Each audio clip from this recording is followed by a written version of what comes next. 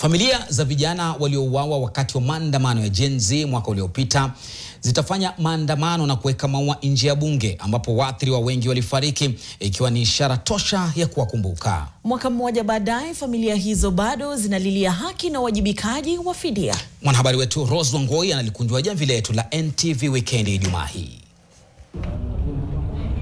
Wakiwa wamekusanyika kwenye bustani ya ukumbusho ya Agosti tarehe 7, familia za waathiriwa wa maandamano ya kupinga mswada wa fedha maarufu Gen Z protest zilishiriki masimulizi yenye kuhuzunisha.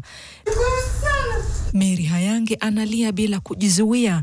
Mwanawe mwenye usonji Austin Onyisa aliuawa kwa kupigwa risasi wakati wa maandamano ya Gen Z mnamo Juni tarehe 25 mwaka uliopita kaunti ya Nakuru. Kijana huyo wa umri wa miaka 17 alikuwa mzaliwa wa kwanza katika familia ya watoto watatu. Kwanza mimi ni mama mjane. Nimelea huyo mtoto kwa taabu. Kwanza ni yule mtoto mwenye hajielewi, hajui kuandika, hajui kusoma, hawezi kuelezea kitu vizuri. Na niko na watoto walemavu kama wawili.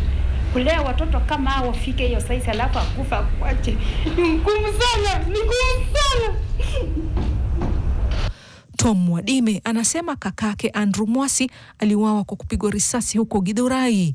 Mwasi mwenye umri wa miaka 36 alikuwa anafanya kazi kama makanga na alikuwa akielekea nyumbani kutoka kazini. Apologies will not bring our children back, but they are a necessary step towards healing.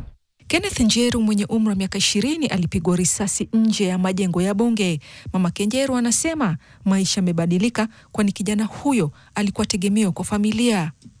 Si machozi tu iko kwa roho. Kila siku mtoto wangu ananiuliza sasa kijana yetu alienda hivi. Mwaka mmoja baadaye, familia hizi bado zinalilia haki. Kuna justice kweli Kenya yetu kweli? Tunaishi wapi? Tuko Kenya kweli? Ni hata mshindo tu sana. Kama kijana mdogo kama huyu anauliwa na kufa. Hatujaiona haki yoyote ikitendeka. Hatujaiona serikali ikichukua majukumu yote. Lakini tunaona wengine ikifanyika, tunaona wanashughulikiwa mpaka tunashinda, kwani sisi tuko injikani na wale wako injikani. Ama serikali imepakua sisi si watu, wale ndio watu. Our key demands are as follows: immediate arrest and prosecution of the police officers who shot and killed our children. We know many of them by name, so do their commanders. We continue to push for the whatever processes are going on in court, and that we will not relent on. Whether it takes us 2 days, whether it takes us 10 years, whether it takes us 20 years, we have vowed and we have undertaken not to give up on the process.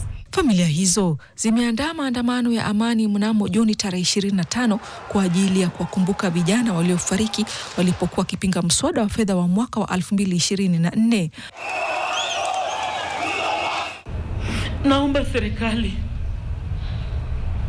uweze kututisha watoto wetu juu ni sawa chukua, lakini tafadhali tuite kama wamama, angalau tukwena. Mbali na kuweka maua na kuwasha mishumaa, familia hizo pia zitatoa hati ya haki, taarifa iliyoandikwa inayoelezea malalamiko na madai yao. Rose Wangoi, NTV.